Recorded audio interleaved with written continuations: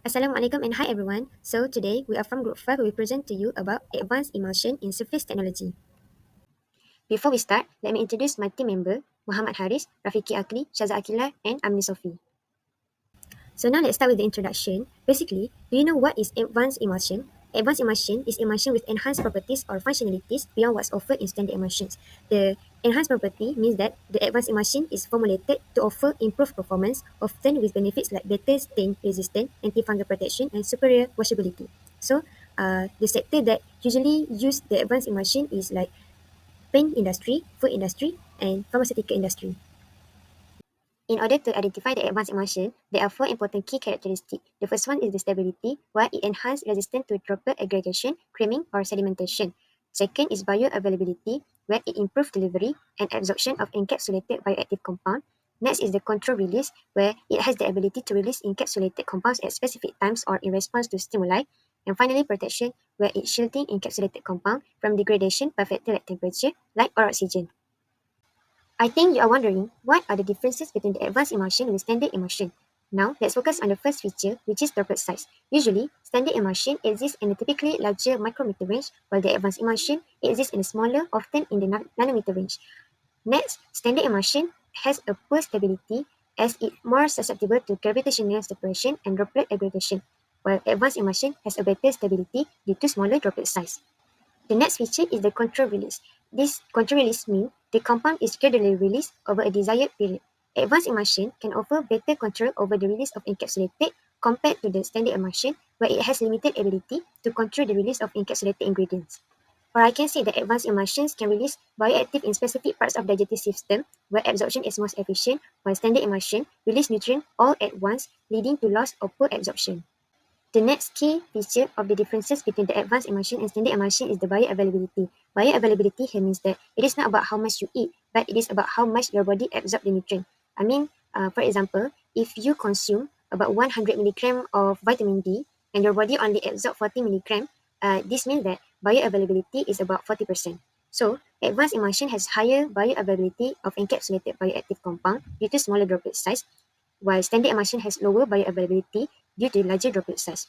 So this is why advanced emulsion has functionality to design for encapsulation, targeted delivery, controlled release, and improved bioavailability, while standard emulsion is mainly for texture and appearance, where it limited bioactive protection or delivery. At the same time, standard emulsion often higher in fat and may lack control release capabilities, while advanced emulsion can reduce the fat content while retaining texture, support permeable, health-driven formulations. So, other than conventional emulsion, there are about six types of advanced emulsion technology, which are the Pickering emulsions, nano-emulsions, multi-layer emulsion, solid lipid particle, HIPEs, and followed by multiple emulsions. All of these types of advanced emulsion technologies will be presented by my friends later on. The first advanced technology surface in emulsion is nanoemulsion. So what's nanoemulsion? Nanoemulsion is a kinetically stable liquid in liquid dispersions with extremely small droplet size. So let's divide two types. First one is oil and water phases. So oil phase is this is the hydrophobic. Hydrophobic is a water repelling part of the emulsion. Water phase is this is the hydrophilic. Hydrophilic is a water interacting part. Okay, next type is surfactants and core surfactants. Essentially, for stabilizing the mixture of oil and water, which naturally do not mix well. Surfactant reduce the interfacial tension between oil and water, allowing them to mix and form stable droplets. So the structure in the surfactant and co-surfactant is two hydrophilic head. Hydrophilic head means that that's water loving, while hydrophobic tail is oil loving. Okay, co-surfactant is work alongside surfactant two. First one further reduce interfacial tension, improve the flexibility of the surfactant film, enhance stability and transparency of the nanoemulsions. So there is a few things, the application of nanoemulsion. First one is robust stability, drug delivery, building block for synthesis, pharmaceutical, food, cosmetic, cerebral biology, and optical transparent. So actually there's a lot of application for nanoemulsion technology. Next, advanced surface technology in emulsion is a Pickering emulsion. So Pickering emulsion is a type of emulsion that is stabilized by solid particles instead of traditional surfactants. These particles absorb at the oil-water interface and form a mechanical barriers that prevents coalescence of the dispersed droplets. There are three characteristics of Pickering emulsion. The first one is stabilizing agent. Stabilizing is the solid particles such as silica, clay, cellulose, nanocrystal, and graphene oxide. So stabilizing agent is a wide range of particles that can be used to stabilizing pickle emulsion. So nanoparticles and microparticles have advantages over larger particles, such as higher surface energy, composition, and architecture characteristic, and are an excellent choice for application due to their customizable and surface polarity. Second is interface adsorption. Is a particle must partially weighted by both phases. What is both phases is oil and water to absorb at the interface. And the last one is irreversible adsorption. Is about once it's absorbed, the particles are strongly bound, making the emulsion hardly stable. So there are two types of irreversible adsorption. The first one is water in oil. So water in oil is hydrophobic particles stabilized water droplet in oil, while oil in water is hydrophilic particles stabilized oil droplet in water. So difference of two types is hydrophobic particles and hydrophilic particles. After this, I will go further about irreversible adsorption. Okay, next is a sketch of traditional emulsion and pickling emulsion. So this is I will talk about the stabilization mechanism of pickling emulsion. So this is previously I've mentioned irreversible adsorption. So this is a diagram that show the irreversible adsorption particles at the oil-water interface. So the mechanism of pickling emulsion is different from emulsion stabilized by traditional surfactant and a biopolymer with hydrophilic and hydrophobic two distinct regions. The most common one is that pickling emulsions are stabilized to robust interface adsorption by particles, so it does not need to be amphiphilic. The wettability of particle is critical for particles to adsorb at the surface of the droplet and the final stabilization of pickling emulsion. To understand the difference between them, it is necessary to explain the irreversible adsorption and robust particles, barriers of particle at the oil-water interface. So the strong adsorption is driven by the partial wettability of certain spherical hard solid particles lead to firm steric hydrants. Therefore, it can prevent the emulsion droplets from flocculation and coalescence by a steric mechanism. Adsorption of particles at the oil-water interface require partially wetting by both the oil and water phases, and the wettability can be measured by contact angle. According to the contact angle of solid particles, the emulsion are classified into different types. Oil-water emulsion, less than 90 degrees, can be formed by particle easily wetted by water. Otherwise, water oil emulsion more than 90 degrees to 180 degrees are fabricated. And then it can, after adsorption, it can be the desorption of particles from the oil-water interface requires overcoming high interfacial energy. So, as a firm space barrier to prevent droplet coalescence can be formed at the oil-water interface. Thus, pickling emulsion are endowed with much better stability than traditional emulsion stabilized by surfactant. This is a method of interfacial energies of the three interface: solid oil, solid water, and water oil abbreviated. There's application of pickling emulsion. The picture is about a biomedical application on pickling emulsion. Other than that, it have a coating and film, a functional coating with flammable wettability and barrier properties, drug delivery, control, release system using biocompatible particles, cosmetic, creams, and lotion with enhanced stability and texture. Lastly, is food industry, the natural emulsifier for sauces and dressing. We will continue with other type of advanced emulsion, which is multilayer emulsion. Multilayer emulsion is emulsion with droplet surface coated by multiple layer of oppositely charged biopolymer, which via electrostatic deposition. The purpose is to enhance the physical and chemical stability against environmental stress such as pH, salt, and temperature. As you can see in the diagram, the multilayer emulsion are formed by the sequentially adding a number of different emulsifiers. This is the example process of producing multilayer emulsion. Start by mixing oil with an initial emulsifier to create a simple oil in water emulsion with a negatively charged surface. Then add a positively charged material, forming a second positively charged layer. Lastly, add another negatively charged material which coats and creating triple layer emulsion. Finally, spray dry to create a dry powder containing the encapsulated oil droplet. This process is used to protect and deliver the active ingredient more effectively. The advantages of multi-layer emulsion are improved physical and chemical stability, improved encapsulation of bioactive compound, controlled release by manipulating layer composition, and customizable interfacial properties such as thickness and permeability.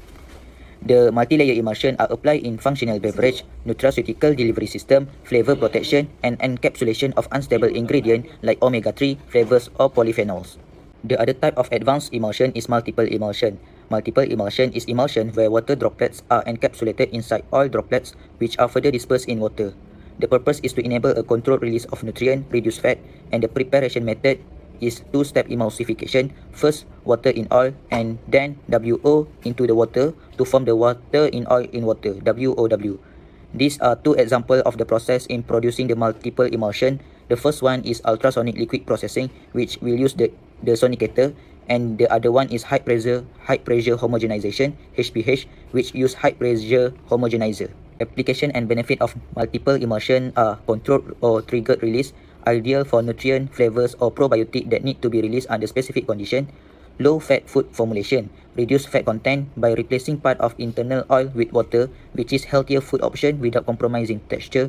And lastly, protection of sensitive compound. The internal water phase help shield bioactive from harsh external environment. Let's continue with two more advanced technologies in emulsion-based system used in science and industry. So first is high internet phase emulsion, and second is SLNS, solid lipid nanoparticles. So HYPEs are a special type of emulsion where the internal or dispersed phase make up more than 70% of the total volume. Because there is so much of the internal phases, the droplets are tightly packed and may even become deformed. This gives HYPEs a semi-solid jet-like texture. So how are they made? Hypes are formed by mixing two immiscible liquid, usually oil and water, with the help of a surfactant. The surfactant stabilizes the droplets and prevent them from separating. This is the emulsifier's instrument that can produce the tiny droplets and make up 70% of internal phases. So, if you can see the small hole surrounding the instrument, tip will produce the small droplet and pack with one another that can be used for oil or water. Here is a sum of the application of hype in industry, which is to produce sponge. So hypes are commonly used to prepare highly porous materials called polyhypes. These materials are useful in tissue engineering, filtration, and absorbent sponge. Because of their unique structure, they have low density, high porosity, and customizable pore size. So there are four steps to make a sponge. First, make a hype. Second, add a monomer, which is to continuous phase, usually oil contain monomers that can be hardened into plastic. Third step is polymerize the monomers, which is we need to use heat or chemicals. And lastly, we must remove the water to make the porosity more. Let's take a look about SLNS, solid lipid nanoparticles. SLNS are a tiny particles made of solid lipids that are dispersed in water with the help of surfactant.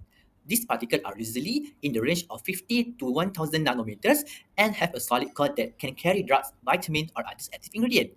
Based on the picture, the inside one is the solid lipid that hold the active ingredient like a drug or vitamin, and the surrounded or the outside is the surfactant layer that keep it stable in water like soap does in emulsion. So why use SLNS? They help deliver ingredients that are easily damaged by light, heat, or air, like vitamin A. Second, not water soluble because can't mix well with water like many drugs. And lastly, needed slowly over time, slow release in better than fast. Let's take a look at the process of solid lipid nanoparticles. First, melt the lipid. Heat the solid lipid until it becomes a clear liquid. Second, add the active ingredients like a drug. So mix the drug or compound you want to load into a melted lipid. Third, prepare the aqueous phases. Heat water with a surfactant. Fourth, emulsify. And lastly, cool down and make it solidify, forming a small solid lipid nanoparticle suspended in water. This is some the application of SLNS nowadays, which is brain-targeted drug delivery crossing the blood-brain barrier. Some drug cannot cross the blood-brain barrier easily, so SLNS modified with special ligand like transferrin or polysorbate AT can help transport drugs directly to the brain. Used in research for treating Alzheimer, Parkinson, epilepsy, and etc. These advanced technologies helps to cross the drug more easily into the brain part targeted to heal the part, and it also under research.